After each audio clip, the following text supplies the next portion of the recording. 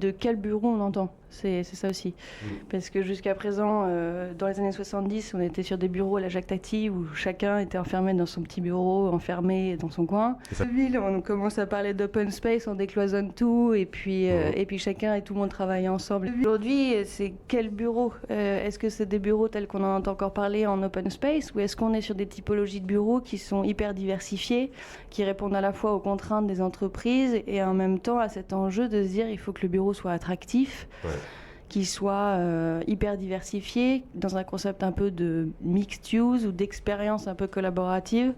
Et dans ces cas-là, ça a des bureaux qui sont très proches des notions d'hospitality.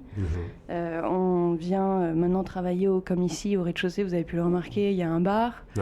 Donc on peut bosser, rencontrer ses clients, demander un latte, s'arrêter, faire du sport, revenir, repasser une réunion, passer ensuite dans une phone box, puis refaire un point avec ses collaborateurs dans une plus grande salle de réunion. En fait, c'est presque une journée nomade pour un collaborateur qui vient au bureau et qui maintenant partitionne son temps entre ce qui est l'ordre du télétravail, donc où là il est dans un système plus de production et quand il vient en fait au bureau, c'est plutôt pour chercher la collaboration.